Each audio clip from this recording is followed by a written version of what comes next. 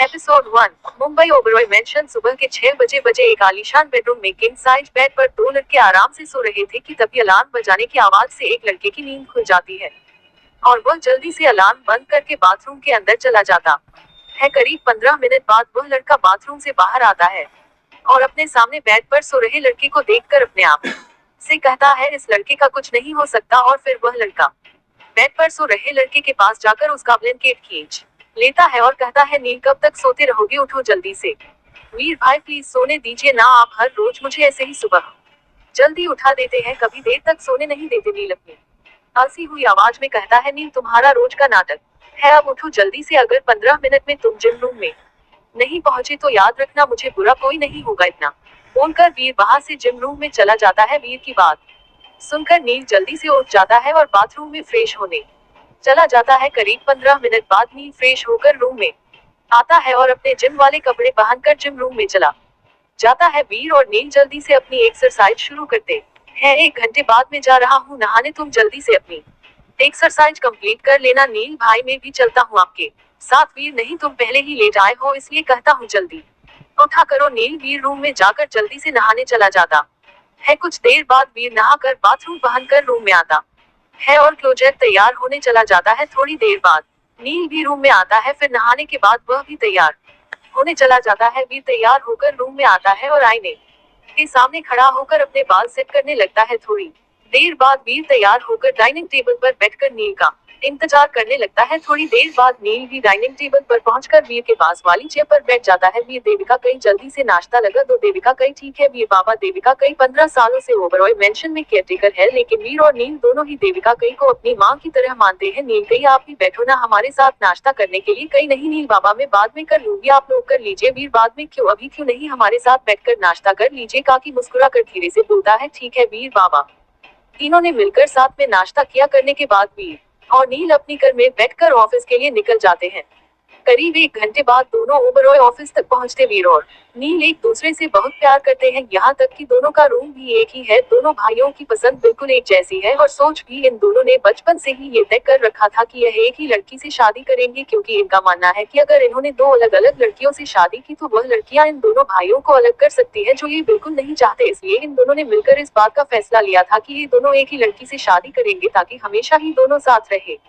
भाग 2। करीब 1 घंटे के बाद वीर और नील दोनों ऑफिस के बाहर रुकते हैं। दोनों भाई एटीट्यूड के साथ घर से बाहर निकलते हैं। ऑफिस देखने में बड़ा ही आलीशान था। जैसे ही वीर और नील ऑफिस में इंटर करते हैं तो सारे एम्प्लॉय खड़े होकर उन्हें ग्रेट करते हैं, लेकिन दोनों भाई सबको इग्नोर करके अपने केबिन में चले जाते हैं। लड़की तो इन्हें देख कर जल्दी ही रहे और लड़कियां तो इन्हें देख कर आहा भर रही थी। उनमें से एक एम्प्लॉय दूसरी एम्प्लॉय से कहती है क्या एटीट्यूड है, जैसी पर्सनैलिटी है वैसी ही एटीट्यूड, किसी दिन मेरी जान ले लेगी। तो दूसरी अप्लाई रहती है हाँ यार पर बाजार है, किसी लड़की की तरफ आंख उठाकर भी देख ले। तभी एक तीसरी एम्प्लॉय उन दोनों से कहती है तुम दोनों क्या खूसर फुसर कर रही हो, तुम्हें पता है ना वीर सर और नील सर को गॉसिप बिल्कुल पसंद नहीं है। अगर उन्हें पता चल गया तो आज तुम्हारा ऑफिस पर आखिरी दिन होगा। इस पर वह दोनों लड़कियां घबरा कर फटाफट अपना काम करने लग जाती है। वीर और नील का केबिन दोनों अपनी जाकर चेयर पर बैठ जाते हैं और अपना काम करने लगते हैं। थोड़ी देर बाद वीर अपने पीए को कॉल करके अपने केबिन में बुलाता है।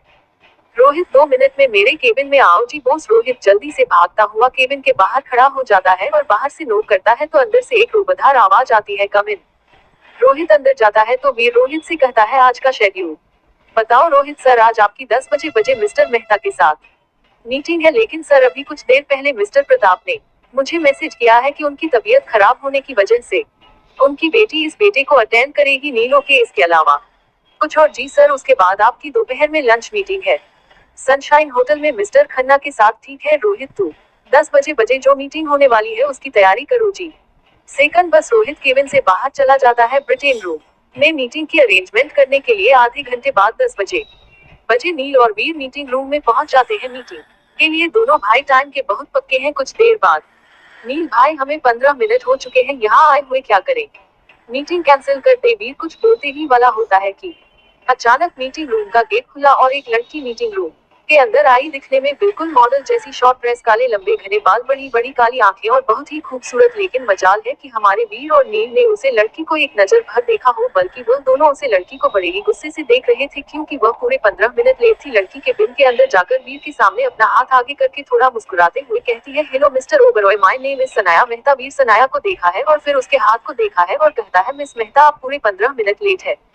आपको पता है हमारे लिए एक एक मिनट कितना कीमती है। हम पिछले 15 मिनट से आपका यहाँ वेट कर रहे हैं और आपको इस बात का जरा भी एहसास नहीं है। वीर की बात सुनकर सनाया का मुंह बन जाता है और वह अपना हाथ पीछे लेती है और कहती है, I am sorry mister Oberoi, मैं ट्रैफिक में फंस गई थी, इस वजह से लेट हो गया। टाइम की तो मैं भी पाबंद हूँ मिस, लेकिन आप तो जानते हैं मुंबई का ट्रैफिक। अब मैं इसके आगे क्या ही बोलूं। वीर को सनाया की बात सुनकर बहुत गुस्सा आता है। वह कुछ बोलने वाला ही होता है, इतने में नील बीच में बोलता है, ओके मिस मेहता आप बैठिए, हम लोग मीटिंग शुरू करते हैं। नील की बात सुनकर सनाया मुस्कुरा कर चेयर पर बैठ जाती है और अपने पीए को प्रेजेंटेशन देने के लिए कहती है। प्रेजेंटेशन पूरी हो जाने के बाद सनाया अपने प्रिया से अपने प्रोजेक्ट की फाइल लेकर नील के आगे कर देती है, ताकि वह उसे अच्छे से रीड कर सके। जब फाइल रीड करता है तो उसे फाइल में बहुत सी कमियां नजर आती है, तो वह सत्या से उसे क्लियर करने को कहता है और उसे बारे में समझने लगता है। पर सनाया को तो ध्यान नील के हैंडसम चेहरे पर था। वह अपने मन में सोचती है, कितना हैंडसम है, इसे तो मैं अपने प्यार का दीवाना बना कर ही रहूंगी। मैं भी इतनी खूबसूरत हूँ कि यह मुझे कभी ना नहीं कह पाएगा। वीर सनाया के फेस एक्सप्रेशन को समझ जाता है और जोर से गुस्से पर अपना हाथ टेबल पर देता है, जिससे सनाया एकदम डर जाती है और नील एकदम से चौंक जाता है और दोनों ही वीर को देखने लगते हैं। वीर गुस्से में कहता है, मिस मेहता लगता है आप ध्यान मीटिंग में नहीं है, कहीं और ही है। अगर ऐसी बात है तो हम इस प्रोजेक्ट को कैंसिल कर देते हैं, क्योंकि मुझे काम के वक्त लापरवाही बिल्कुल पसंद नहीं है। सनाया वीर की बात सुनकर एकदम से डर जाती है। वह अपने मन में सोचती है, मेरे पापा ने इस मीटिंग के लिए कितनी मेहनत की है, न जाने कितने अपॉइंटमेंट लिए। अगर ये प्रोजेक्ट कैंसिल हो जाता है तो मैं अपने पापा को क्या जवाब दूंगी। यह प्रोजेक्ट मेरे पापा का सपना है। ओबरॉय के साथ काम करना बहुत बड़ी बात है। मैं इस मौके को ऐसे ही हाथ से नहीं जाने दे सकती। अभी फिलहाल मुझे इस प्रोजेक्ट पर ध्यान देना चाहिए, फिर बाद में धीरे धीरे नील पर ध्यान दूंगी। वीर सत्या को अपने कोल्ड एक्सप्रेशन से देख रहा था, वहां से जाने वाला ही होता है कि सनाया एकदम से बोल पड़ी, I am sorry mister Oberoi, लगता है मैंने आपको नाराज कर दिया, लेकिन मैं आपसे प्रॉमिस करती हूँ आगे मैं आपका फिर कभी शिकायत का मौका नहीं दूंगी। प्लीज आप इस प्रोजेक्ट को कैंसिल मत कीजिए, क्योंकि यह मेरे पापा का ड्रीम प्रोजेक्ट है। प्लीज मैं आपसे रिक्वेस्ट करती हूँ। वीर, ठीक है मिस मेहता, मैं इस प्रोजेक्ट को कैंसिल नहीं करूंगा, लेकिन मेरी एक शर्त है। सनाया, कैसी शर्त मिस्टर ओबरॉय? वीर, यह मीटिंग अब नहीं होगी जब तक मिस्टर बहता ठीक हो जाएंगे, तब उन्हें भेज देना इस मीटिंग को कंप्लीट करने के लिए, और आपके प्रोजेक्ट में जो भी मिस्टेक है उससे पहले क्लियर करके आना, उसके बाद यह मीटिंग होगी। इतना कहकर वीर मीटिंग रूम से बाहर चला जाता है। उसके साथ ही दिल भी बाहर चला जाता है। अभी बेटी के रूप में सत्या अपने दांत पिसती रह जाती है और पर वह कहती है, मिस्टर ओबरॉय, मैं तुमसे इस बेइज्जती का बदला जरूर लूंगी। कि 2 बजे की लंच मीटिंग है सनशाइन होटल में मिस्टर खन्ना के साथ। नील और वीर हाँ में सर हिला देते हैं, बोस हमें अभी निकलना होगा, वहां पहुंचने में 1 घंटा तो लग ही जाएगा। नील और वीर दोनों एक साथ बोलते हैं, ठीक है। दोनों ही अपने प्राइवेट लिफ्ट से नीचे ग्राउंड फ्लोर पर आ जाते हैं और उनके साथ ही रोहित भी आ जाता है। तीनों एक साथ कार में बैठकर होटल सनशाइन के लिए निकल जाते हैं। करीब 1 घंटे बाद उनकी कार होटल सनशाइन के बाहर आकर रुकती है। एक तरफ से रोहित और एक तरफ से ड्राइवर जल्दी से बाहर निकलते हैं और दोनों तरफ के गेट खोल देते हैं। दोनों ही भाई बड़े ही एटीट्यूड के साथ बाहर आते हैं और होटल सनशाइन के अंदर चले जाते हैं। वहाँ वो दोनों वीआईपी रूम में जाते हैं, जहाँ पर पहले से ही मिस्टर खन्ना उनका इंतजार कर रहे थे। मिस्टर खन्ना को पता था कि वीर और नील को वक्त के पाबंद लोग बहुत पसंद है और फिर मिस्टर खन्ना को उन दोनों को इम्प्रेस भी करना था। हेलो मिस्टर ओबरॉय, सुना था आपके बारे में कि आप वक्त के पाबंद हैं, लेकिन आज देख भी लिया। वीर और नील कुछ जवाब दिए बिना ही अपनी चेहरे पर कोई भाव लिए वहां पर रखे सोफे पर बैठ जाते हैं। उनके साथ ही मिस्टर खन्ना भी सामने वाले सोफे पर बैठ जाते हैं। मिस्टर खन्ना ने वहां पहले से ही खाने का अरेंजमेंट करवा रखा था, क्योंकि उन्हें पता था कि दोनों भाई टाइम पर वहां पहुंच जाएंगे और उन्हें अपने टाइम में कोताही बिल्कुल पसंद नहीं है। मिस्टर खन्ना, शुरू कीजिए मिस्टर ओबरॉय, खाना ठंडा हो रहा है। दोनों भाई अपना खाना शुरू कर देते हैं। उनके साथ ही मिस्टर खन्ना भी अपना खाना शुरू कर देते हैं। आधे घंटे बाद सभी अपना खाना खाकर बैठे हुए थे, तभी नील कहता है, तो बताए मिस्टर खन्ना, आपने हमें यहाँ क्यों बुलाया है? मिस्टर खन्ना एक लंबी सांस बाहर छोड़ते हुए कहते हैं, मिस्टर ओबरॉय, शहर से थोड़ी दूर पर आपकी जो जमीन है मैं उसे खरीदना चाहता हूँ। नील, आप वह जमीन क्यों खरीदना चाहते हैं? मिस्टर खन्ना, दरअसल वह जमीन शहर से थोड़ी दूर पर है और वहाँ आसपास कोई मॉल भी नहीं है, इसलिए मैं वहाँ मॉल बनाना चाहता हूँ, जिससे लोगों को काफी ज्यादा फायदा होगा। वीर, आइडिया अच्छा है और इस पर हमें अमल भी करना चाहिए। क्यों नीला, तुम क्या वही सोच रहे हो जो मैं सोच रहा हूँ? नील हल्की स्माइल के साथ का कोश भाई, आखिर हमारी सोच जो एक जैसी है तो फिर मिस्टर खन्ना को उनका जवाब भी दे दो। मिस्टर खन्ना ऐसा मंजेश में दोनों भाइयों को देख रहे थे और समझने की कोशिश कर रहे थे ये दोनों क्या कहना चाह रहे हैं। नील, मिस्टर खन्ना, माल तो वहाँ जरूर बनेगा, लेकिन उसके लिए हमें आपको वो जमीन बेचने की जरूरत नहीं है, क्योंकि जब हम वहाँ खुद माल बना सकते हैं तो हम फिर वो जमीन आपको क्यों बेच? मिस्टर खन्ना, यह आप क्या बोल रहे हैं? मिस्टर ओबरॉय, आप ऐसे कैसे कर सकते हैं? नीला, क्यों? वो जमीन हमारी है और हम अपनी जमीन के साथ कुछ भी करें इससे आपको क्या फर्क पड़ता है? मिस्टर खन्ना जबरदस्ती की स्माइल करते हुए, हाँ मिस्टर ओबरॉय, आपने बिल्कुल सही कहा, वह जमीन आपकी है, आप चाहे जैसे चाहे इस्तेमाल करें, आपकी मर्जी है। इस मीटिंग का कोई मतलब नहीं। वैसे मैं आपके पास एक ऑफर लेकर आया हूँ जिससे मुझे तो फायदा है ही, लेकिन आपको भी जरूर फायदा ही होगा। भी फायदा, और वह भी आपसे हमें होने वाला है। बताइए क्या फायदा है हमें आपके ऑफर से? हमें फायदा है या नहीं, यह आपका ऑफर सुनने के बाद ही हम डिसाइड करेंगे। मिस्टर खन्ना, जरूर मिस्टर ओबरॉय, तो बात ऐसी है कि मैं अपनी दोनों बेटियों की शादी आप दोनों से करवाना चाहता हूँ। इससे हमारी रिश्तेदारी भी हो जाएगी और हम तीनों मिलकर अपने बिजनेस को और बुलंदियों तक भी पहुँच जाएंगे। नील, गुस्से से, आप यहाँ हमसे मीटिंग करने आए थे या अपनी बेटियों का रिश्ता लेकर आए हैं? वीर, मिस्टर खन्ना, बिजनेस और टैलेंट, इंटेलिजेंट और मेहनत से ही बुलंदियों तक पहुंचा जा सकता है, ना कि रिश्तेदारियों से। क्यों? मैंने सही कहा ना? इसका जीता जागता सबूत आपके सामने है। वीर और नील, हमें लगता है मिस्टर खन्ना अब आपको जवाब मिल गया होगा। अब हम अपना टाइम वेस्ट नहीं कर सकते। इतना कहकर दोनों भाई निकल जाते हैं और पीछे खड़े मिस्टर खन्ना को गुस्से में दहकता हुआ छोड़कर चले जाते हैं। मिस्टर खन्ना से उसकी पीए कहता है, सर अब क्या करेंगे? तो मिस्टर खन्ना कहते हैं, करना क्या है? वह कहते हैं, नागी अगर सीधी उंगली से ना निकले तो अंगुली को टेढ़ा करना ही पड़ता है। और मिस्टर खन्ना स्माइल करने लगते हैं। दोनों भाई सनशाइन होटल से बाहर निकाल कर अपनी कार में बैठकर अपने ओबरॉय ऑफिस पहुंच जाते हैं। वहां उनका जो पेंडिंग वर्क रहता है उसे कंप्लीट करके शाम 7 बजे तक अपने घर पहुंचते हैं। दोनों ही अपने रूम में जाकर फ्रेश होते हैं और नीचे आकर डाइनिंग टेबल पर डिनर करने बैठ जाते हैं। दोस्तों, आप हमारी वीडियो को लाइक और सब्सक्राइब नहीं करते हैं, प्लीज लाइक और सब्सक्राइब कर दिया कीजिए। इससे हमें अच्छा लगता है कि आपको हमारी वीडियो पसंद आई और इसी तरह हम और भी अच्छी स्टोरी आपके लिए आगे भी लाते रहेंगे। डिनर करने के बाद दोनों भाई स्टडी रूम में चले जाते हैं। स्टडी रूम, वीर बहुत ही गुस्से में नील से कहता है, वह खन्ना अपने आप को समझता क्या है? हमसे हमारी जमीन खरीद कर वहाँ मोल की आड़ में अवैध काम करने की सोच रहा था। उसे क्या लगा हमें उसके बारे में कुछ नहीं पता? नील, हाँ भाई, यूं ही हम अंडरवर्ल्ड के माफिया किंग नहीं है। मैं रोहित से कहकर वहाँ पर मोल के लिए कंस्ट्रक्शन का काम शुरू करवा देता हूँ। वीर हाँ में अपना सर हिलाकर कहता है, अपने खास आदमी से कहो कि खन्ना पर नजर रखे। नील जी भाई। थोड़ी देर और बात करने पर वो दोनों स्टडी रूम से निकाल कर अपने रूम में सोने चले जाते हैं। भाग 4। मुंबई, सुबह के 7:30 एक छोटा सा घर, ना ज्यादा बड़ा ना ज्यादा छोटा, लेकिन दिखने में बहुत खूबसूरत। उसे घर के एक छोटे से कमरे में एक लड़की एक छोटे साइज के बेड पर सुकून कर सो रही थी। उसे बेड पर बड़ा हुआ गड्ढा और उसे पर बिछी हुई चादर बहुत ही पुरानी थी, लेकिन दिखने में बिल्कुल साफ सुथरी थी। वह कमरा भी बहुत ही साफ सुथरा था। उसे कमरे में ज्यादा सामान नहीं था, सिर्फ एक बेड और एक छोटी सी पेटी रखी हुई थी जिसमें उसे लड़की का सामान था, या सिर्फ यूं कह लो कि कुछ कपड़े थे और दीवार पर टंगा एक छोटा सा आईना। ये घर इस लड़की का ही है, लेकिन ये घर इस लड़की का होते हुए भी इसका नहीं है, क्योंकि इस घर में रहने वाले लोग इसके साथ नौकरों जैसा बर्ताव करते हैं। रूम में एक 40 साल की औरत आती है और सोई हुई लड़की को देखकर बड़बड़ाना शुरू कर देती है। औरत, हरी हो करमजली, अभी तक सो रही है? देख जरा घड़ी में कितना वक्त हो गया है। चल उठ जल्दी से और नीचे चलकर नाश्ता बना हम सब लोगों के लिए। हम कब से नाश्ते का इंतजार कर रहे हैं और तुम यहाँ आराम से सो रही हो। लड़की, माँ मेरी तबीयत ठीक नहीं है, मुझे बुखार है और मेरे पेट में भी दर्द हो रहा है। औरत, हाँ तो कोई बड़ी बात नहीं है, हम भी बीमार पड़ते हैं, लेकिन तेरी तरह आराम से पड़े नहीं रहते। कल ईशानी ने तुझे दवाई ला कर दी थी ना, उसे खा ले और जल्दी से जाकर नाश्ता बना। इतना कहकर वह औरत उसे कमरे से चली जाती है।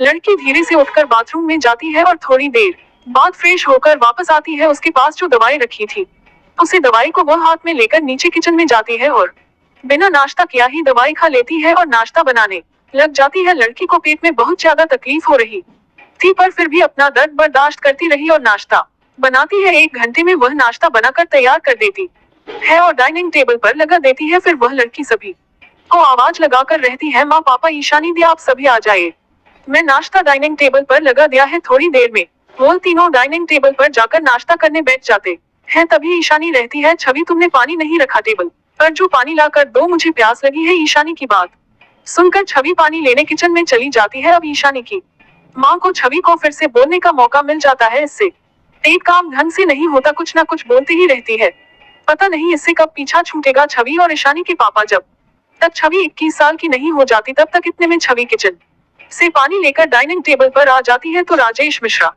छवि को देखकर सब पक जाते हैं और अपनी बात बदलते हुए कहते हैं, जब छवि 21 की हो जाएगी तो उसकी शादी हो जाएगी, फिर वो हमारा घर सुना करके चली जाएगी। छवि पानी रखकर किचन में चली जाती है। उनकी बात पर ईशानी की माँ और छवि की सटीक मदद रहती है कि अभी तो हमें ईशानी की शादी के बारे में सोचना चाहिए। वह छवि से पूरे 4 साल बड़ी है। मैं पंडित जी से बात की है, आज वह लड़के वालों को लेकर आ रहे हैं ईशानी को देखने के लिए। राजेश, अरे वह तो मैं छवि के सामने ऐसा इसलिए कह रहा था कि उसकी शादी करके हमें कंगाल थोड़ी ना होना है। वैसे ईशानी को देखने लड़के वाले आ रहे हैं, ये है तो अच्छी बात है। कब आ रहे हैं वो लोग? उर्मिला जी आज शाम को आ रहे हैं। राजेश जी अच्छा ठीक है, तो फिर आज मैं ऑफिस से जल्दी आ जाऊंगा। उर्मिला जी ठीक है। नाश्ता करने के बाद राजेश जी ईशानी से कहते हैं, चलो ईशानी, मैं ऑफिस जा रहा हूँ तो तुम्हें कॉलेज भी छोड़ दूंगा। तो ईशानी रहती है, ठीक है पापा मैं थोड़ी देर में आता हूँ। ईशानी अपना बैग लेने चली जाती है और राजेश जी इस पर उर्मिला जी कहती है, आज तुम्हारी बेटी देर से उठी है इसलिए आज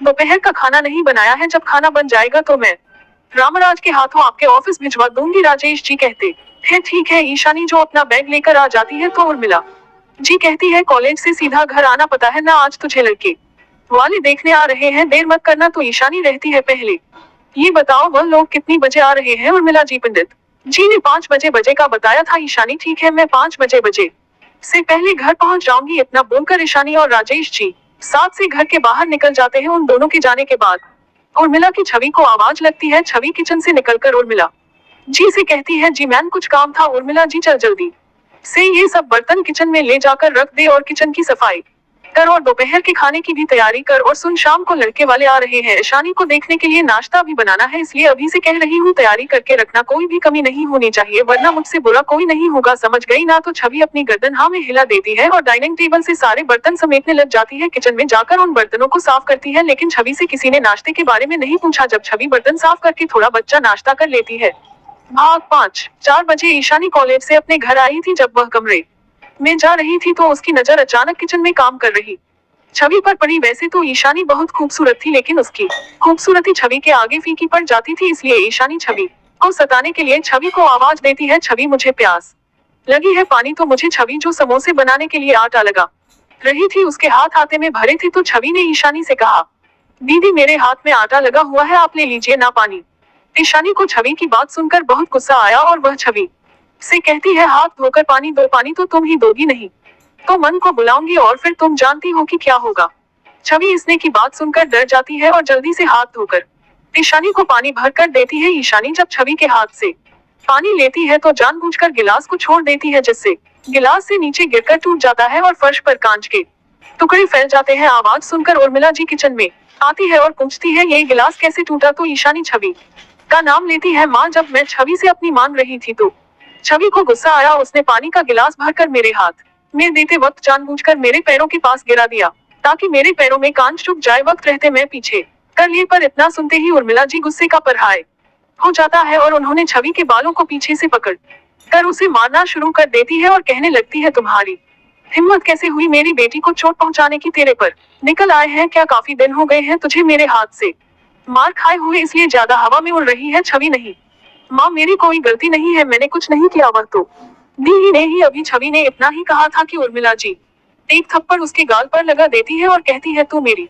बेटी को झूठा साबित करना चाहती है, सब पता है मुझे कि तू कैसे जलता है मेरी बेटी से, इसका हिसाब तो तुझे देना ही होगा। उर्मिला की छवि के बालों को एक झटके में छोड़कर उसे धक्का देती है, जिससे वो जमीन पर गिर जाती है और गैस पर चिमटे को गर्म कर छवि की कलाई पर रख देती है, जिससे छवि की एक जोरदार चीख निकल जाती है और वह जोर जोर से रोने लगती है। ये सब देखकर ईशानी को बहुत ही मजा आ रहा था। उर्मिला जी आज के बाद कोई भी नुकसान करने से पहले या मेरी बेटी का झूठा नाम लेने से पहले 10 बार सोचना, और यह सब रोना धोना छोड़ो और जल्दी से काम शुरू करे, थोड़ी देर में मेहमान आने वाले हैं। ईशानी तू जाकर तैयार हो जा। ईशानी छवि को देखकर मुस्कुराती हुई अपने रूम में चली जाती है और उर्मिला जी भी अपने रूम में तैयार होने चली जाती है। छवि ने अपना हाथ देखा और अपने हाथ पैर थोड़ा पानी डाला ताकि उसे थोड़ी ठंडक मिले और फिर अपना काम करने लगी। करीब 5:15 बजे तक लड़के वाले आ गए थे, उसके साथ ही राजेश जी भी अंदर आ रहे थे। उर्मिला चौंक कर, अरे आप भी इनके साथ ही आ रहे हैं? राजेश जी, अरे नहीं, मैं तो ऑफिस से आ रहा हूँ। अच्छा चलिए आप मुंह हाथ धो लीजिए। और फिर मेहमानों की तरफ देखकर, अरे शर्मा साहब आप लोग खड़े क्यों है आई और बैठी ना। फिर मिस्टर शर्मा और मिसेज शर्मा अपने बेटे के साथ वहीं सोफे पर बैठ जाते हैं उनके सामने। उर्मिला जी भी बैठ जाती है। राजेश जी मिस्टर शर्मा से कहते हैं मैं बस अभी थोड़ी देर में आया। थोड़ी देर बाद राजेश जी भी मेहमानों के साथ बैठ जाते हैं। उर्मिला की छवि को आवाज लगाकर रहती है, छवि बेटा मेहमानों के लिए पानी लेकर आओ। थोड़ी देर बाद छवि मेहमानों के लिए पानी लेकर आती है। लड़के वाले जब छवि को देखते हैं तो उन्हें ऐसा लगता है कि यही लड़की है जिसे वह लोग देखने आए थे और छवि उन्हें बहुत पसंद आती है। लड़का जिसका नाम राहुल है वह तो छवि को देखा ही रह जाता है। जब छवि सभी को पानी देकर किचन में चली जाती है तो वह लड़का होश में आता है और अपनी माँ से कहता है, माँ मुझे लड़की पसंद है, आप रिश्ते के लिए हाँ कर देना। थोड़ी देर में छवि सभी के लिए नाश्ता लाती है। जब छवि नाश्ता लग रही थी तो राहुल बार बार छवि को देखता रहता है। नाश्ता लगाकर छवि किचन में चली जाती है तो राहुल की माँ कहती है, आप अपनी बेटी को भी बुला लीजिए। उर्मिला जी हाँ मैं अभी लेकर आता हूँ। जब उर्मिला जी ऊपर जा रही थी तो राहुल और उसकी माँ आपस में एक दूसरे को हैरत से देख रहे थे कि यह कहाँ जा रही है। थोड़ी देर बाद उर्मिला जी ईशानी को अपने साथ लेकर आती है और ईशानी को राहुल की माँ के पास बैठा देती है और कहती है, ये हमारी बेटी। ईशानी को देखकर राहुल का मुंह बन जाता है और अपनी माँ को इशारे में मन कर देता है। इशारों में ही समझने की कोशिश करता है कि उसे छवि से शादी करनी है, ना कि ईशानी से। अपने बेटे का इशारा समझकर राहुल को इशारों से शांत बना देती है कि वह बात करेगी। ईशानी जब राहुल को देखते हैं तो देखते ही रह जाती है क्योंकि राहुल दिखने में बहुत हैंडसम था और एक नामी बिजनेसमैन। ईशानी राहुल को देखकर मन ही मन बहुत खुश हो जाती है। भाग 6। थोड़ी देर बाद सभी नाश्ता कर लेते हैं तो फिर उर्मिला की छवि को आवाज लगाकर बुलाती है और कहती है, ये सब समेट कर अंदर रख दो। छवि चुपचाप सारे बर्तन समेट कर अंदर ले जाती है। जब तक छवि बर्तन समेटती है तब तक राहुल की नजर सिर्फ छवि पर ही रहती है और यह बात ईशानी नोटिस कर लेती है। ईशानी को बहुत गुस्सा आता है कि राहुल उसे ना देखते हुए छवि को देख रहा है, पर वह कहती कुछ नहीं। छवि के अंदर जाने के बाद मिसेज शर्मा मिस्टर शर्मा से कहती है, जिसे सुनकर मिस्टर शर्मा चौंक जाते हैं और धीरे से मिसेज शर्मा के कान में रहते हैं, क्या ये लोग मानेगी? तो मिसेज शर्मा कहती है, बात करने से ही तो पता चलेगा। मिस्टर शर्मा कहते हैं, ठीक है तुम ही बात कर लो। उर्मिला जी बड़े उत्साह से मिसेज शर्मा से कहती है, तो क्या हम ये रिश्ता पक्का समझे? मुझे लगता है कि हमें बच्चों को आपस में कुछ बात करने के लिए अकेला छोड़ देना चाहिए। मिसेज शर्मा कहती है, हाँ हमारी तरफ से तो हाँ है, लेकिन हम रिश्ते के लिए हाँ कहने से पहले आपसे कुछ कहना चाहते हैं। उर्मिला जी जी कहिए। मिसेज शर्मा जी, वह बात ऐसी है कि हमारे बेटे राहुल को आपकी छोटी बेटी छवि पसंद आई है, तो हम अपने बेटे का रिश्ता छवि से करना चाहते हैं। इतना सुनते ही राजेश जी को बहुत गुस्सा आता है। वह कहते हैं, अभी छवि बहुत छोटी है, वह अभी सिर्फ 17 साल की है, हम उसका रिश्ता आपके बेटे के साथ कैसे कर सकते हैं? मिसेज शर्मा, कोई बात नहीं, जब तक कि छवि की उम्र शादी लायक नहीं हो जाती तब तक हम शादी नहीं करेंगे। और वैसे भी राहुल की उम्र 23 साल है, तो उनकी उम्र में ज्यादा फर्क नहीं है। राजेश जी, यह आप कैसी बातें कर रही है? मिसेज शर्मा, हम तो अपनी ईशानी के रिश्ते की बात कर रहे थे। मिसेज शर्मा, तो क्या हुआ भाई साहब, आपकी बड़ी बेटी हो या छोटी बेटी हो, दोनों है तो आपकी ही बेटी। राजेश जी, नहीं मिसेज शर्मा, जब तक हमारी बड़ी बेटी की शादी नहीं हो जाती हम अपनी छोटी बेटी के रिश्ते के बारे में कैसे सोच सकते हैं? मिसेज शर्मा, अरे सिर्फ रिश्ते की ही तो बात कर रहे हैं, शादी तो हम अभी कहाँ करने वाले हैं। जब आपकी बड़ी बेटी की शादी हो जाए और जब छवि की उम्र शादी के लायक हो जाएगी तब हम उनकी शादी कर देंगे। उर्मिला जी गुस्से में, हमें आपके घर कोई रिश्ता नहीं करना है, आप जा सकते हैं। इतना सुनते ही शर्मा फैमिली वहां से चली जाती है। शर्मा फैमिली के जाने के बाद तीनों ही बहुत गुस्से में, उर्मिला जी गुस्से में दंदनाती हुई किचन में जाती है और छवि के बाल पकड़कर उसे खींचती हुई लिविंग रूम में लेकर आती है और जोर जोर से मारने लगते हैं और कहती है, तू मनोज पता नहीं कब पीछा छूटेगा तुमसे, मेरी बेटी का रिश्ता खा गई, तेरी वजह से उसका रिश्ता नहीं हो सका, तुझे तो आज मैं छोड़ूंगी नहीं। इतना बोलकर वह छवि को करने लगती है अपनी माँ को छवि को मारता देख ईशानी आंख में घी डालते हुए कहती है, मैंने देखा था जब यह नाश्ता के बर्तन समेट रही थी तब ये राहुल को कैसे कैसे इशारे कर रही थी, इसलिए तो राहुल ने इसे पसंद किया और मुझे रिजेक्ट किया। राजेश जी का इतना सुना ही था कि उन्होंने कहा, क्या इसकी इतनी हिम्मत, अपनी शर्म लिहाज सब भूल गई, इसे मैं अभी सबक सिखाता हूँ। और अपनी कमर से बैट निकालकर छवि को करने लगते हैं। छवि की एक जोरदार चिक निकल गई। पापा मुझे मत मारो, मैंने कुछ नहीं किया, मैंने तो उन्हें देखा भी नहीं, प्लीज पापा मुझे मत मारो। लेकिन राजेश जी को तो छवि की बातों का कोई असर नहीं हो रहा था, वो तो बिना रुके छवि पर बस बैट बरसाए जा रहे थे। इतनी मार खाने के बाद छवि से बर्दाश्त नहीं हुआ तो वह बेहोश हो गई, लेकिन राजेश जी के हाथ नहीं रुके। फिर अचानक से उर्मिला जी बीच में आई और राजेश जी का हाथ पकड़कर कहने लगी, बस कीजिए, क्या आपको इसे मारने का इरादा है? पता है ना इसका हमारे लिए जिंदा रहना जरूरी है। उर्मिला जी की बात सुनकर राजेश जी रुक जाते हैं और अपना बैट फेंक कर अपने रूम में चले जाते हैं। उनके पीछे ही उर्मिला जी भी चली जाती है और साथ ही ईशानी भी अपने रूम में चली जाती है। आखिर क्या राज है छवि का, जानने के लिए मेरे साथ बने रहिए। Please like and subscribe.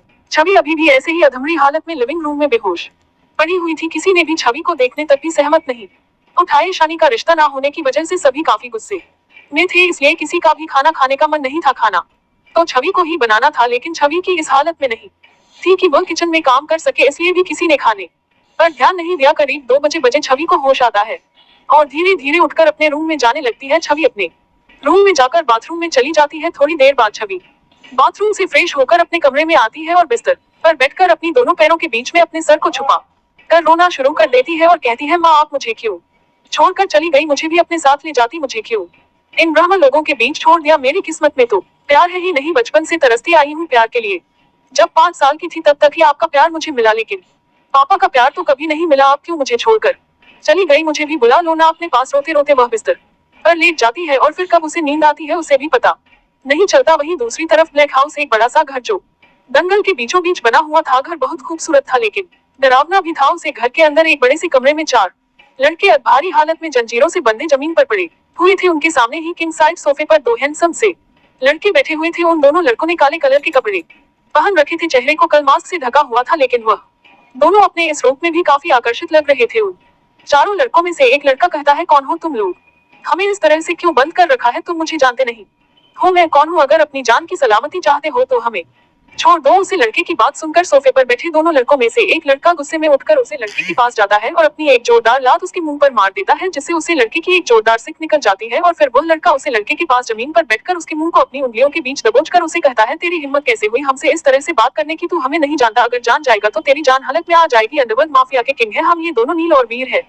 इतना सुनते ही वह लड़का और उसके साथीदार से कसना शुरू कर देते हैं, क्योंकि किंग्स के बारे में तो सभी को पता है कि वह लोग कितने बेरहम हैं। जब किसी को सजा देते हैं तो बहुत ही खतरनाक तरीके से देते हैं। और फिर वह चारों लड़के ही गुहार लगाकर कहते हैं, हमें छोड़ दो, हमें जाने दो, हमने क्या किया है जो आप लोग हमें इस तरह बांध कर रखा है, हमने क्या गलती है। उनकी बात सुनकर सेकंड किंग कहता है, गलती तुमने गलती नहीं की बल्कि गुनाह किया है। एक मासूम लड़की से उसके इज्जत से जीने का हक जीना है, उसके साथ गलत काम किया है सिर्फ इसलिए कि तुमने उसे लड़की के साथ बदतमीजी से बात की तो उसे लड़की ने तुम पर हाथ उठा दिया और तुम लोगों ने उसे लड़की से बदला लेने के लिए उसकी जिंदगी बर्बाद कर दी। इसके लिए सजा तो तुम्हें मिलकर ही रहेगी, तुम्हें वो दर्द दूंगा कि तुम मौत के लिए तड़पोगी, पर तुम्हें मौत नहीं आएगी तब तक जब तक मैं ना चाहूं। फिर वो फर्स्ट किंग जो सोफे पर बैठा था वह अपने खास आदमी शक्ति से कहता है, जो किंग का राइट हैंड है, शक्ति कि फर्स्ट किंग काका को बुलाओ। तो शक्ति काका को बुलाने चला जाता है, जो कि दूसरे रूम में बैठे हुए थे। कुछ ही सेकंड में काका किंग्स के सामने थे। फर्स्ट किंग काका, बताओ इन लड़कों के साथ क्या करना है, जैसा आप कहेंगे वैसा ही होगा उनके साथ, लेकिन याद रखना छोटी मोटी सजा नहीं देना है, इन्हें मौत से भी 72 सजा देना है, ताकि दोबारा जन्म लेने से पहले ये लोग ऊपर वाले से कहे कि नीचे भी एक नहीं दो ब्रह्मा बैठे हैं। तो काका की आंखों से आंसू गिरना शुरू हो जाते हैं और अपनी रुड़ी आवाज में रहते हैं, किंग्स में क्या कहूँ, मेरी बेटी की इज्जत तो इन लोगों ने बर्बाद कर दी, इनकी वजह से मेरी बेटी ने आत्महत्या करने की कोशिश की, मैं तो पूरी तरह से टूट चुका हूँ। जैसा आप लोगों को ठीक लगे आप वैसा ही उनके साथ करें, मुझे सिर्फ इंसाफ चाहिए था जो कि आप लोगों से मुझे मिल गया, मैं आपका एहसान जिंदगी भर नहीं चुका पाऊंगा। सेकंड किंग काका, आप अपने आप को बेसहारा ना समझे, हम हमेशा आपके साथ हैं, किसी भी चीज की जरूरत हो तो बेझिझक के हमें बोलना। शक्ति जो काका को उनके घर हिफाजत से छोड़कर आओ। शक्ति की किंग काका के जाने के बाद फर्स्ट किंग सोफे पर से उठकर उन लड़कों के पास जाता है और साइड टेबल पर ढेर सारे हथियारों में से एक खंजर चलाना शुरू कर देता है और खंजर इस प्रकार से चलता है कि उसके पैर से एक मानस का टुकड़ा निकाल लेता है, जिससे उसे लड़के की जीभ पूरे घर में गूंज उठती है। अगर कोई इसकी चीख सुन ले तो उसका दिल दहल उठे, लेकिन उसकी चीख से किसी को कोई फर्क नहीं पड़ता, क्योंकि उन लोगों की तो ऐसी चीखें सुनने की आदत थी। और फिर फर्स्ट किंग जहां से उसने उसे लड़के के पर से मांस निकला था वहां पर नमक और मिर्च डाल देता है, जिससे वह लड़का और जोर से चीखने लगता है। और फिर फर्स्ट किंग वहां पर खड़े अपने बॉडीगार्ड से कहता है, इन सभी के साथ ऐसा ही करो और उनके शरीर के हर हिस्से को ऐसे ही इनके जिस्म से अलग करो और फिर उसे पर नमक मिर्ची डालो, तब तक ऐसा करो जब तक ये लोग मर ना जाए। फर्स्ट किंग की ऐसी बातें सुनकर सभी लड़के डर जाते हैं और गिड़गिड़ाते हैं कि हमें छोड़ दे, आज के बाद हम किसी भी लड़की के साथ ऐसा कुछ नहीं करेंगे, बल्कि हम सभी लड़कियों को अपनी बहन की नजर से देखेंगे। लड़कों की बात सुनकर सेकंड किंग कहता है, नहीं अब तुम्हें माफी मांगने से कोई फायदा नहीं है, सजा तो तुम्हें मिलकर रहेगी। फर्स्ट किंग अपने हाथ में पड़े खंजर को वहीं पर फेंक कर ब्लैक हाउस में बने बाथरूम में जाकर अपने हाथ साफ करता है और फिर किंग अपने ब्लैक हाउस से निकल जाते हैं। भागात अगली सुबह छवि जल्दी उठ गई थी, लेकिन उसके शरीर में अब भी असहनीय दर्द हो रहा था। उसे तो अब इन दर्द को सहने की आदत हो गई थी, इसलिए अपने दर्द बर्दाश्त किया और उठकर अपने कपड़े लेकर वॉशरूम में चली गई। थोड़ी देर बाद छवि नहाकर अपने रूम में आई और तैयार होकर नीचे किचन में चली गई, नाश्ता बनाने लगी। 1.5 घंटे में छवि ने नाश्ता बनाकर डाइनिंग टेबल पर रख दिया और तभी वहाँ तीनों भी आ गए और नाश्ता करने लगे। ना किसी ने कुछ बात की और ना ही छवि को किसी ने कुछ कहा। ईशानी अपना ब्रेकफास्ट करके चुपचाप कॉलेज निकल गई। राजेश जी भी अपना टिफिन लेकर ऑफिस चली गई। उर्मिला की छवि को एक नजर गुस्से से देख कर वह अपने कमरे में चली गई। छवि डाइनिंग टेबल साफ करके किचन मैं चली गई बर्तन साफ करने के लिए। उधर थोड़ी देर बाद ईशानी कॉलेज में पहुंची। जिन बच्चों को पिछले एग्जाम में टॉप नंबर मिले हैं उन्हें इस कॉलेज में फ्री में एडमिशन उन्हें स्कॉलरशिप से इस कॉलेज में एडमिशन मिला। लेकिन ईशानी के साथ ऐसा नहीं था। वह पढ़ने में बस ठीक ठाक है। वो दो राजेश जी ने अपने पैसों के दम पर इस कॉलेज में ईशानी का एडमिशन करवाया और इसी बात का घमंड ईशानी को था। वह अपने फ्रेंड्स के बीच अपने पैसों का रूप छाड़ती थी। ईशानी की फ्रेंड्स भी उसी की तरह बिल्कुल घमंडी। ईशानी की ख्वाहिश है कि वह ओबरॉय ब्रदर से मिले क्योंकि उसने उनके बारे में बहुत सुना है और यह भी सुना है कि वह दोनों बहुत हैंडसम है। जब ईशानी को ले जाती है तो उसकी दो फ्रेंड नीलिमा और वैशाली उसका गेट पर इंतजार कर रही थी। जब वह दोनों ईशानी को देखते हैं तो खुश होकर ईशानी के पास जाती है और उसे है बोलते हैं और उसे हक करती है। लेकिन ईशानी अपनी फ्रेंड से मिलकर बस फीका सा मुस्कुरा देती है क्योंकि उसका पहले से ही मूड ऑफ था। जब उसकी फ्रेंड से ईशानी से अलग होती है तो उसे उसके उदास होने की वजह पूछता है। ईशानी बड़ा सा मुंह बनाकर नहीं कुछ नहीं हुआ नीलिमा, नहीं यार कोई बात है बताना। ईशानी अपने घर पर उसके लिए जो रिश्ता आया था और राहुल ने उसे रिजेक्ट करके छवि को पसंद किया था, ये बात वह अपनी दोनों दोस्तों को बड़े ही बड़ा चढ़ा कर बता रही थी, जिस वजह से दोनों फ्रेंड्स अपने मुंह है पर हाथ रखकर जोर से कहती है, क्या यार तेरी स्टेप सिस्टर तो बहुत खराब है। ये तो हमें पता था लेकिन इतनी ज्यादा बेशर्म है यह नहीं पता था। नीलिमा ईशानी मेरे पास एक आइडिया है तुम्हारी स्टेप सिस्टर से बदला लेने का। ईशानी क्या आइडिया है? फिर नीलिमा ईशानी को कुछ बताती है जिसे सुनकर ईशानी के चेहरे पर एक शैतानी मुस्कुराहट आ जाती है। वहीं दूसरी तरफ खन्ना इंडस्ट्री में मिस्टर खन्ना अपने केबिन में इधर उधर गुस्से में टहल रहे थे और बार बार दरवाजे की तरफ देख रहे थे। शायद किसी का इंतजार कर रहे थे।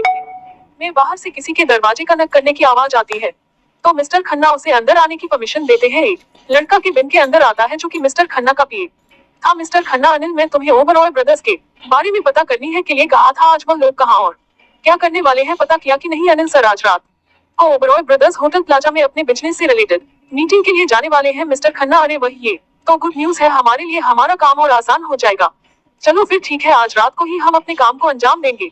बस सिर्फ आज की रात, कल का सूरज ओबरॉय ब्रदर्स के लिए बर्बादी का सवेरा लेकर उगेगा। और फिर मिस्टर खन्ना हंसने लग जाते हैं। शाम होने पर ईशानी अपने कॉलेज से सीधा घर आती है तो वो छवि को लिविंग रूम में सफाई करते हुए देखते हैं। ईशानी जब छवि को देखते हैं तो गंदी सी हंसी हंसते हैं और अपने मन में रहती है, आज रात तुम्हारे लिए भारी पड़ने वाली है। और फिर वह अपने रूम में चली जाती है। करीब 7 बजे ईशानी छवि के रूम में जाती है और छवि से कहती है, आज मेरी फ्रेंड का बर्थडे है और उसने होटल में पार्टी रखी है। तो छवि मुस्कुराकर कहती है, दी आपकी फ्रेंड को मेरी तरफ से हैप्पी बर्थडे गिफ्ट कर देना। ईशानी, अरे मैं क्यों उसे विश करूं, तू भी चल मेरे साथ। छवि, दिन में आपकी फ्रेंड्स को कभी मिली भी नहीं तो मैं आपकी फ्रेंड को विश कैसे कर सकती हूँ? ईशानी, अरे तो तू भी चलेगी ना मेरे साथ पार्टी में? उसने पार्टी में तुझे भी इनवाइट किया है। छवि, आपकी फ्रेंड ने मुझे क्यों इनवाइट किया है? ईशानी, क्योंकि तू मेरी बहन है। छवि, नहीं भी आप चले जाना, मैं कैसे जा सकती हूँ? मैन भी मुझे जाने नहीं देगी। ईशानी, अरे तू माँ की फिक्र मत कर, मैं मन से बात कर लूंगी। बस 8 बजे तक तैयार हो जाना। चल, मैं भी तैयार होने जा रही हूँ।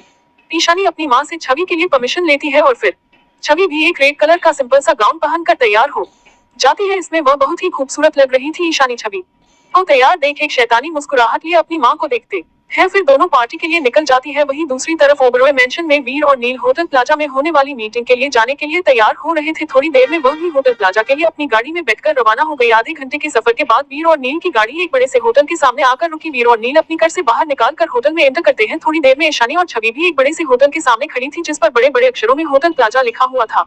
भाग 9। होटल प्लाजा शहर के सबसे खूबसूरत होटल में एक था। रात के अंधेरे में ये होटल बहुत ही खूबसूरत तरीके से जगमगा रहा था। ईशानी छवि को होटल में ले जाकर एक बड़े से क्लब में एंटर करती है जहां पर उसकी दोनों फ्रेंड नीलिमा और वैशाली उसका इंतजार कर रही थी। जब उन्होंने ईशानी के साथ छवि को देखा तो देखते ही रह गई क्योंकि छवि नॉर्मल सी ड्रेस में भी काफी खूबसूरत लग रही थी। नीलिमा और वैशाली जल्दी से ईशानी को हक करती है और फिर छवि को भी हक करती है और दोनों को क्लब के अंदर ले जाती है। ईशानी के कान में धीरे से नीलिमा रहती है, तेरी स्टेप सिस्टर तो बहुत खूबसूरत है यार, मुझे भी अब इससे जलन हो रही है। ईशानी, चुप कर तू, मैं यहाँ इस गवार की खूबसूरती की तारीफ करवाने के लिए नहीं लाई हूँ, अपना बदला लेने लाई हूँ। नीलिमा, हाँ यार ठीक है, इतना गुस्सा क्यों कर रही है? छवि जब क्लब के अंदर एंटर करती है तो वहाँ का माहौल देखकर घबरा जाती है क्योंकि यह उसके लिए पहली बार था। वह स्कूल के अलावा कहीं भी घर से बाहर नहीं गई। क्लब के अंदर का महल देखकर छवि को पसीना आने लगा, उसका दिल जोर से धड़क रहा था। घबराहट की वजह से छवि ने ईशानी का हाथ बहुत कस के पड़ा था। ईशानी समझ जाती है कि छवि घबरा रही है और फिर तेजी स्माइल करके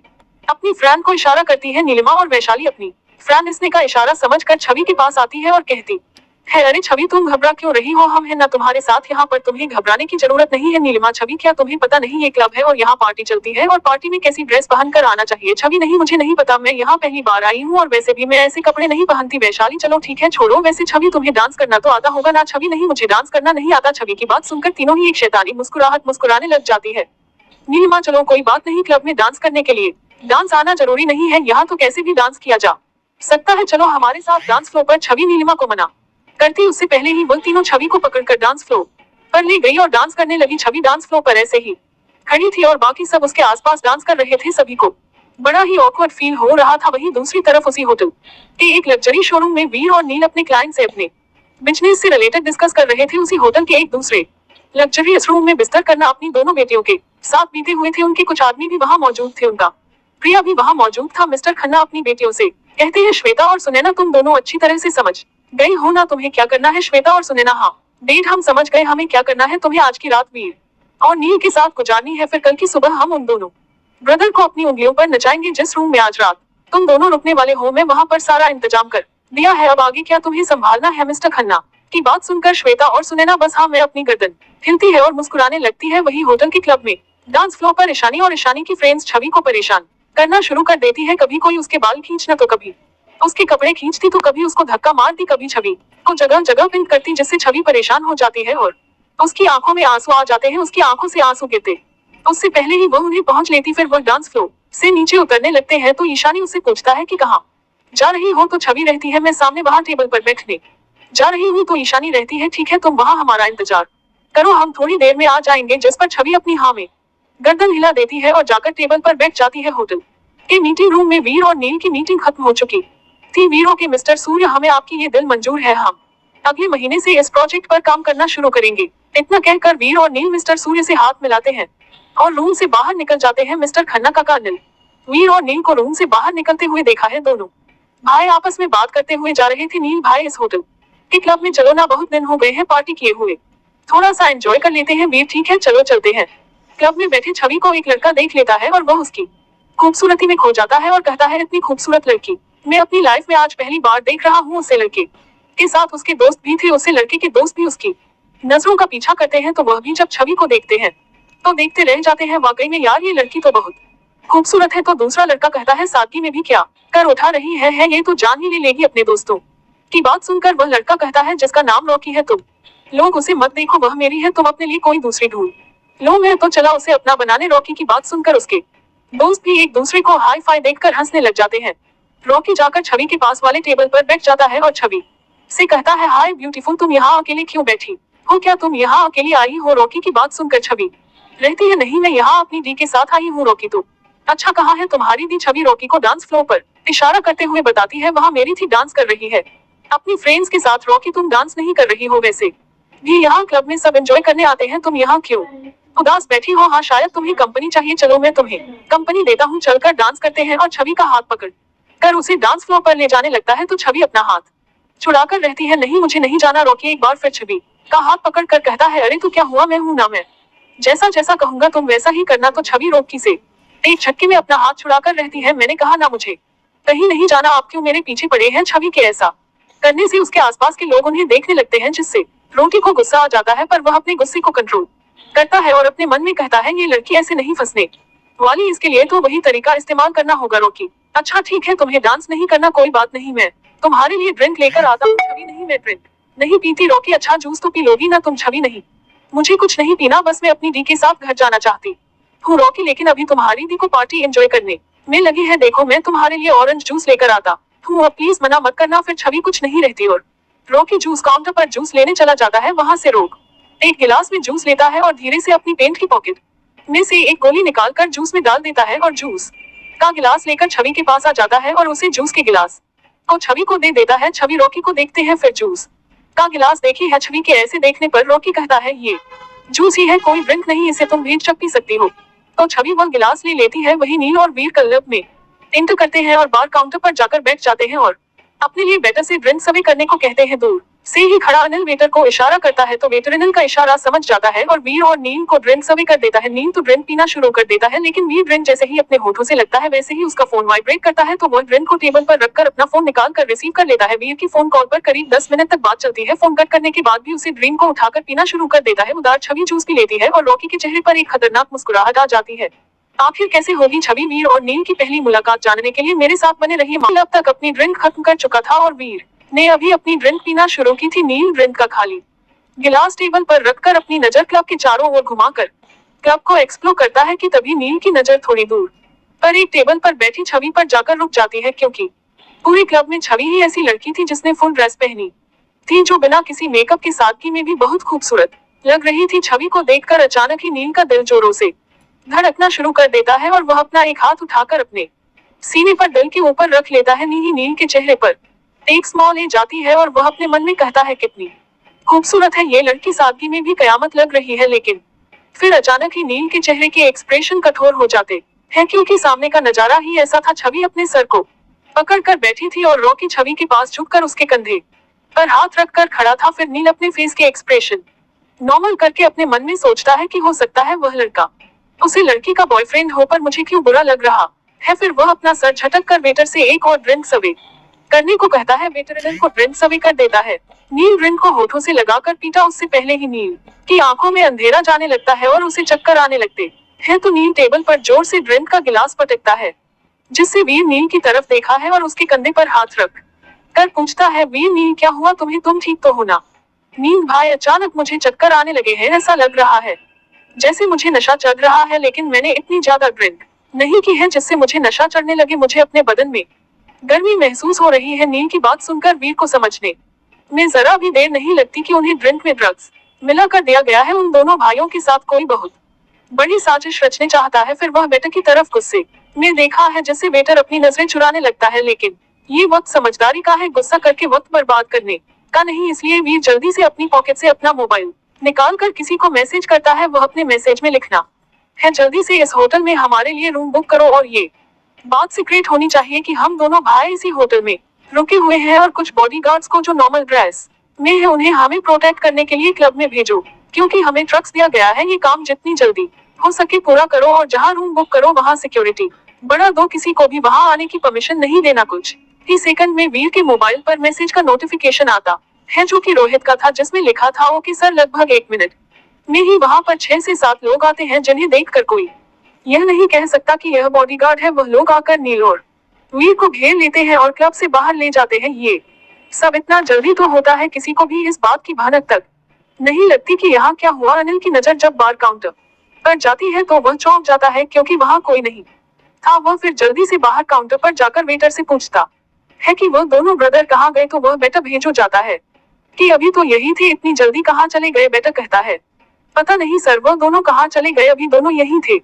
तो अनिल कहता है बेवकूफ, तुम्हारी इस बेवकूफी की वजह से आज मैं मुसीबत में पड़ सकता हूँ, तुमसे इतना सा भी काम नहीं हुआ। अनिल फिर पूरे क्लब में दोनों भाइयों को देखने लगता है कि इतनी जल्दी वहाँ दोनों कहाँ चले गए। इधर रॉकी छवि को क्लब से लेकर कोरिएंडर में आ जाता है। रूम में ले जाने के लिए रॉकी ने छवि को पकड़ा हुआ था और छवि अपनी एक खुली आंखों से रॉक को देख रही थी। रॉकी छवि को बार बार गलत तरीके से टच कर रहा था और छवि रॉकी का हाथ झटक रही थी। छवि अभी पूरी तरह से नशे में नहीं थी, इसलिए उसे रोक की चरण गंदी लग रही थी। छवि अपनी लड़खड़ाती हुई आवाज में रॉकी से कहती है, छोड़ो मुझे, कहाँ ले जा रहे हो रॉकी, आज रात तुम्हें अपने बनाना ले जा रहा हूँ, चुपचाप चलो मेरे साथ। रॉकी की बात सुनकर छवि रॉकी को जोर से धक्का देती है। रॉकी छवि के दिए धक्के के लिए तैयार नहीं था, इसलिए वह सीधा जमीन पर गिर जाता है। छवि रॉकी को धक्का देखकर जल्दी से अपने लड़खड़ाते हुए कदमों से भागते हुए लिफ्ट तक जाती है और जल्दी से लिफ्ट का बटन प्रेस कर देती है। रॉकी जल्दी से भागता हुआ छवि के पीछे जाता है। वह देखता है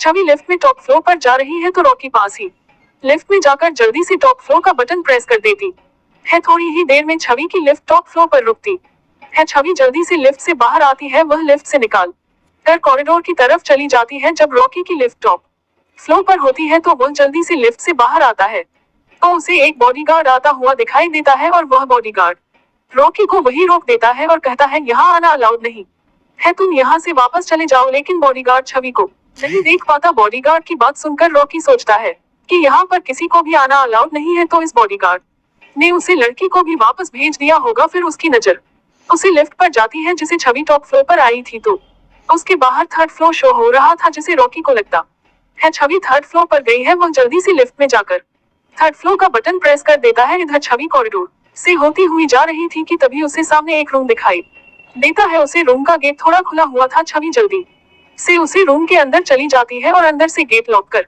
लेती है और फिर गेट से अपनी पीठ टिककर खड़ी हो जाती है और लंबी लंबी सांस लेने लगती है। अब तक छवि को काफी हद तक नशा चढ़ चुका था। अब छवि को अपनी बॉडी में बहुत ज्यादा गर्मी लग रही थी, कुछ तो भागने की वजह से और कुछ ड्रग्स की वजह से। छवि अपने गले में से दुपट्टा निकाल कर जमीन पर फेंक देती है और अपनी ड्रेस को उतारने की कोशिश करती है। छवि को इतना नशा चढ़ चुका था कि उसे समझ ही नहीं आ रहा कि वह अपनी ड्रेस को कैसे उतारे, इसलिए वह अपनी ड्रेस को खींचना शुरू कर देती है। इस रूम के वॉशरूम में वीर और नील बिना कपड़ों के सिर्फ अंडरवियर में सवार के नीचे खड़ी थी और अपनी बॉडी की हिट को काम करने की कोशिश कर स्वर्ग का ठंडा पानी भी उनकी बॉडी की हिट को कम नहीं कर पा रहा था। वीर ने ड्रिंक रुककर नशा चढ़ चुका था कि उसे समझ ही नहीं आ रहा कि वह अपनी ड्रेस को कैसे उतारे, इसलिए वह अपनी ड्रेस को खींचना शुरू कर देती है। इस रूम के वॉशरूम में वीर और नील बिना कपड़ों के सिर्फ अंडरवियर में सवार के नीचे खड़ी थी और अपनी बॉडी की हिट को काम करने की कोशिश कर रही थी, लेकिन स्वर्ग का ठंडा पानी भी उनकी बॉडी की हिट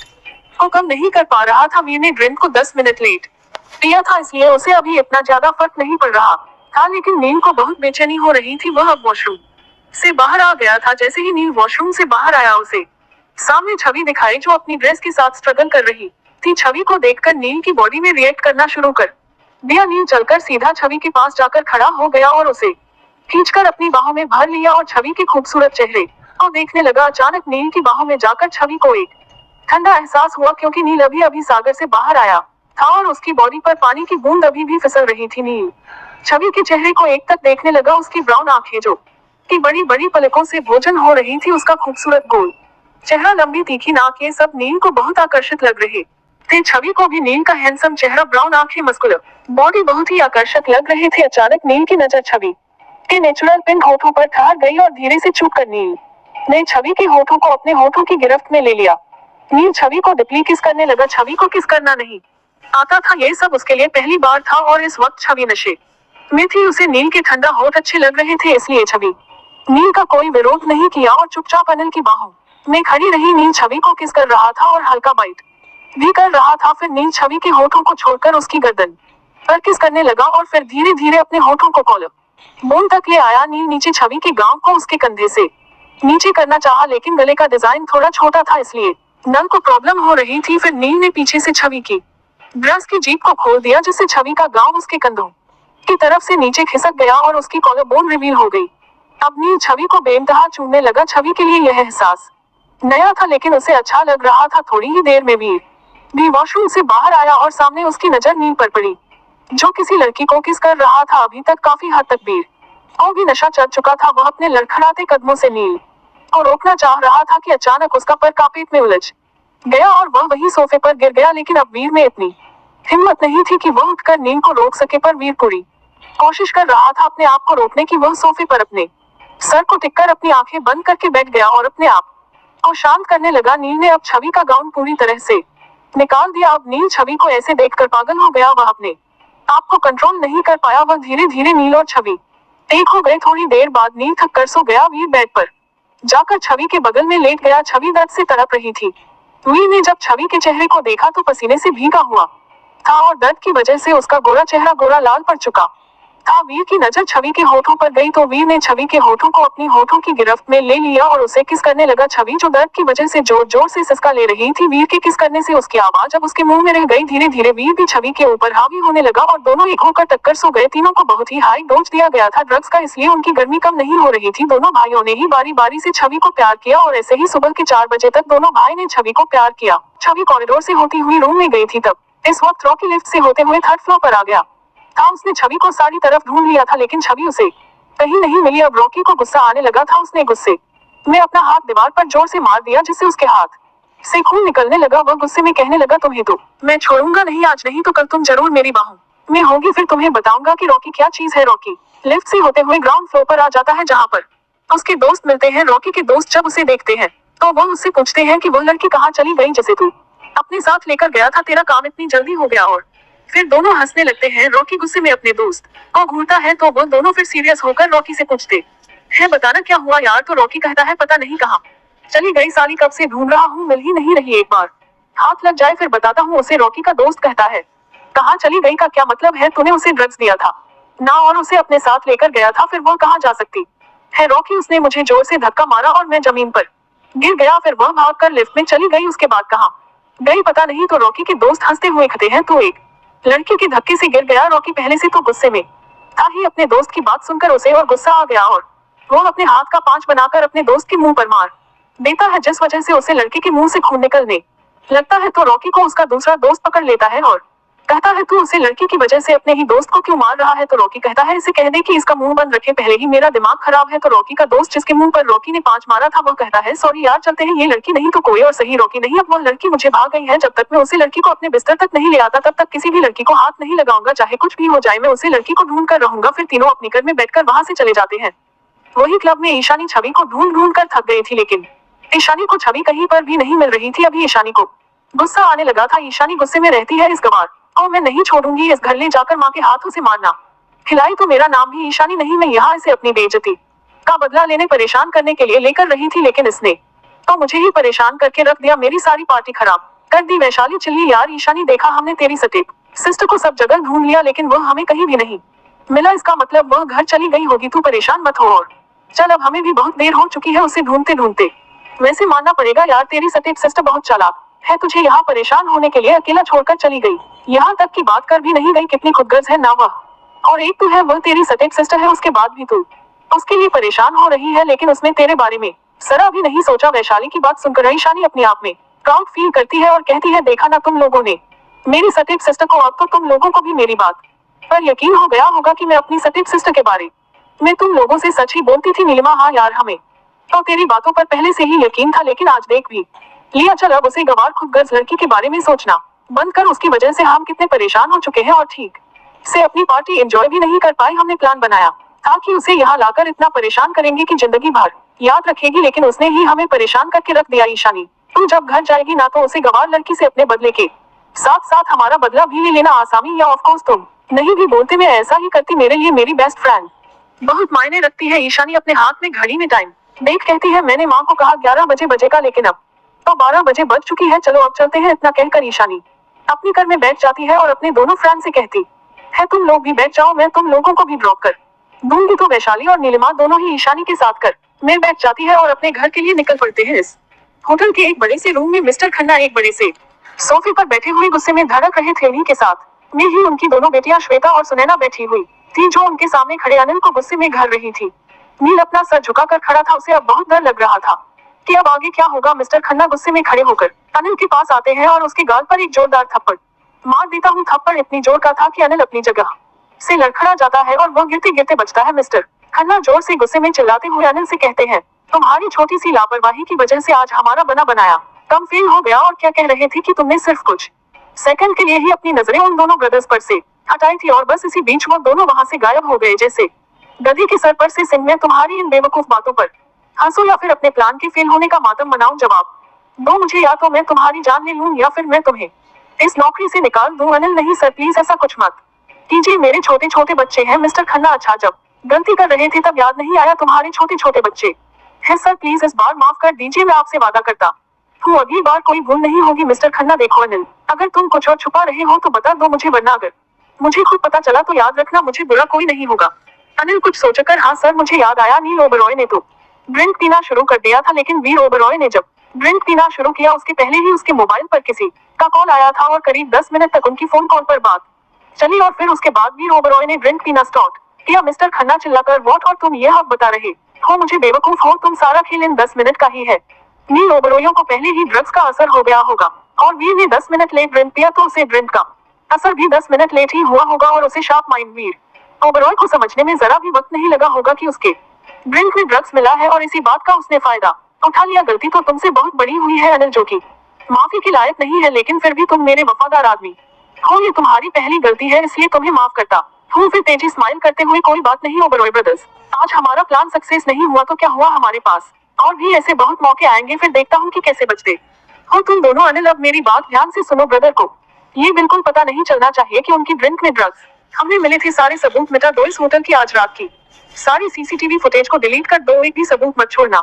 और उसी वेटर को भी मरवा दो क्योंकि उसका जिंदा रहना हमारे लिए खतरे से खाली नहीं होगा। यह ओबरॉय ब्रदर्स बहुत पावरफुल है, पता नहीं किसका हाथ है इनके पीछे। अनिल जी सर, बिल्कुल ऐसा ही होगा। उन दोनों ब्रदर को कभी पता नहीं चल पाएगा कि उनकी ड्रिंक में ड्रग्स किसने मिले थे। करीब 1 घंटे में ईशानी अपने दोनों फ्रेंड्स को उनके घर ड्रॉप करके अपने घर जाती है। जब ईशानी अपने घर के दरवाजे पर पहुंचती है तो उर्मिला जी और सुरेश जी को दरवाजे पर ही देखकर चौंक जाती है। ईशानी अपनी माँ पापा के पास जाकर उनसे इतनी रात को दरवाजे पर खड़े होने का कारण पूछता है तो उर्मिला जी कहती है, तू कहाँ थी? वक्त देखा है कितना हो गया है, 1 बजे रहे हैं रात के और तू अब आ रही है। तूने कहा था कि 11 बजे तक आने के लिए, और वह कर्मचारी कहाँ है? वह क्यों नहीं आई तेरे साथ? ईशानी को अब एक जोरदार झटका लगता है और वह घबरा कर पूछता है, क्या क्या कहा आपने? छवि घर पर नहीं आई है। उर्मिला जी, वह घर पर कैसे होगी? वह तो तेरे साथ गई थी ना। तू बता तेरे साथ क्यों नहीं आई? माँ, मुझे लगा छवि अब तक घर आ गई होगी, लेकिन आप कह रही हो कि वह घर पर नहीं है, तो फिर वह कहाँ जा सकती है? छवि के इतनी देर तक घर के बाहर रहने की वजह से राजेश जी काफी गुस्से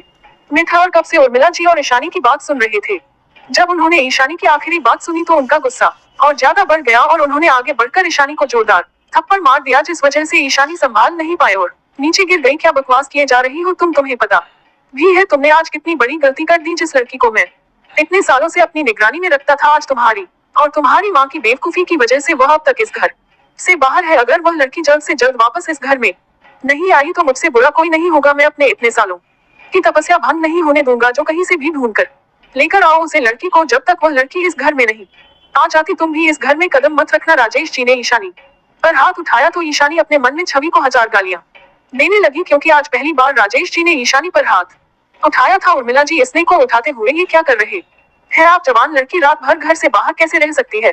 कहाँ जाएगी यह? उसने मनहूस को ढूंढने। कल सुबह हम उसकी कंप्लेंट लिखवाएंगे। पुलिस जब उसे ढूंढेंगी तो वह जल्द ही हमारे पास आ जाएगी। मुझे लगता है ईशानी की बेवकूफी की वजह से उसे लड़की को भगाने का मौका मिल गया होगा, इसलिए वह ईशानी को चकमा देकर भाग निकली। लेकिन पुलिस उसे जरूर ढूंढ लेगी। राजेश जी, ईशानी की ही नहीं तुम्हारी भी बेवकूफी है इसमें। तुम्हें जब पता है कि वह लड़की हमारे लिए कितनी जरूरी है, फिर भी तुमने उसे ईशानी के साथ जाने दिया। तुम ऐसा कैसे कर सकती हो? और अब मैं उसे लड़की को ढूंढने के लिए अपने खुफिया लोगों को भेजूंगा और पुलिस का नाम अब दोबारा मत लेना। आई बात समझ में? मैं नहीं चाहता कि पुलिस तक ये बात पहुंचे। बहुत से ऐसे राज हैं जो अब तक छुपे हुए हैं। अगर मामला पुलिस तक जाएगा तो वह राज बाहर आ जाएंगे।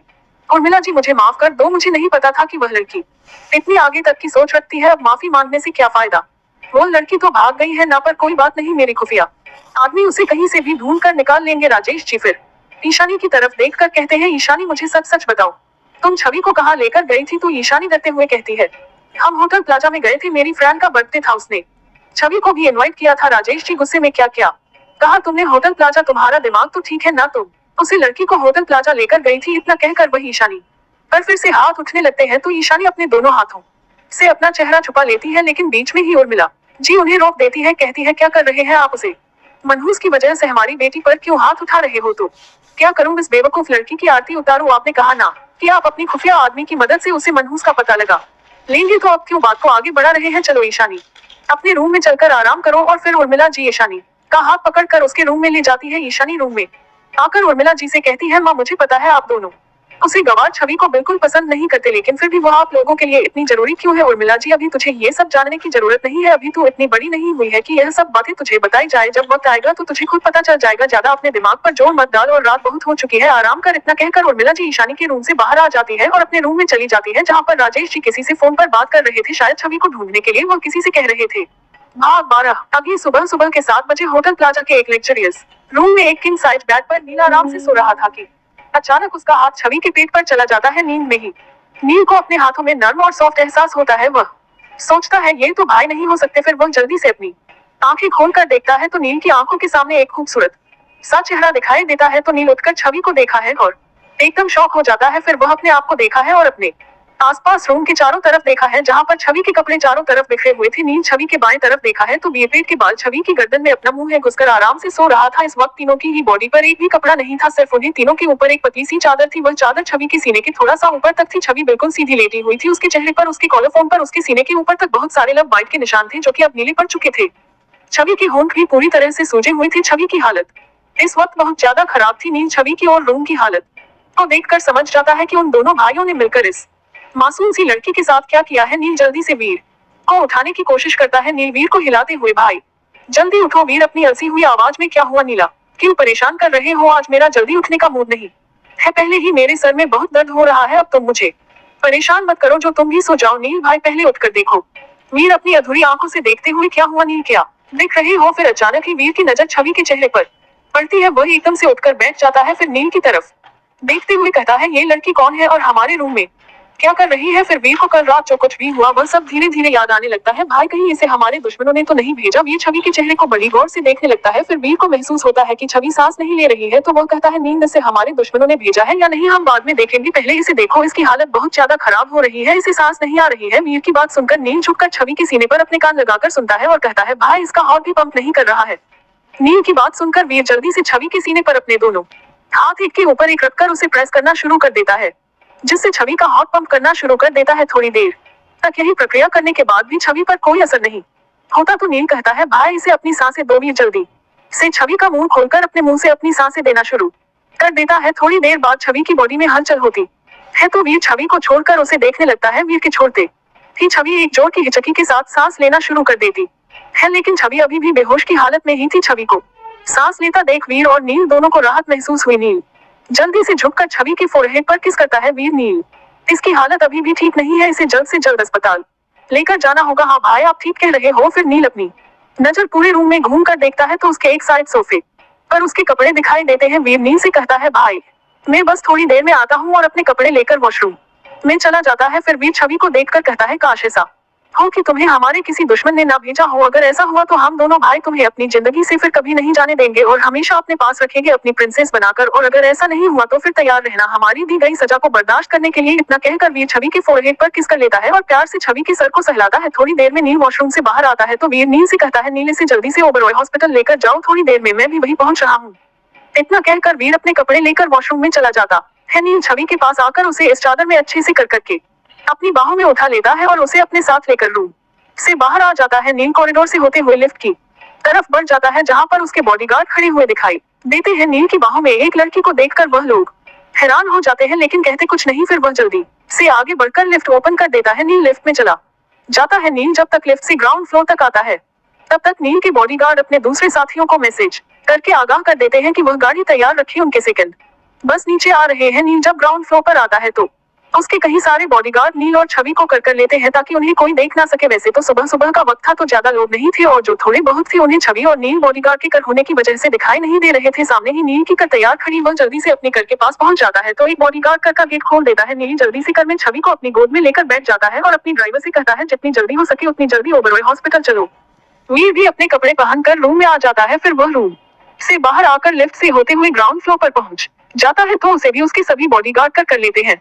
वीर के लिए भी कर तैयार खड़ी थी। वीर जल्दी से कर में बैठकर ऑपरेट हॉस्पिटल के लिए निकल जाता है। 20 मिनट में नील छवि को लेकर हॉस्पिटल पहुंचता है। वहां पर पहले से ही डॉक्टर नील का इंतजार कर रहे थे। उन्हें पहले से ही बता दिया गया था कि नील हॉस्पिटल आ रहा है। नील जल्दी से छवि को इमरजेंसी रूम में ले जाकर बेड पर लेट देता है और डॉक्टर से कहता है छवि को चेक करने के लिए एक रोटी। लेडी डॉक्टर छवि को चेक करने के लिए आती है और नील से बाहर इंतजार करने के लिए कहती है। नील रूम से बाहर आ जाता है। थोड़ी ही देर में वीर भी अस्पताल पहुंच जाता है और नील से इशारे में पूछता है कि क्या हुआ, तो नील इमरजेंसी रूम की तरफ इशारा करता है कि अभी ट्रीटमेंट चल रहा है।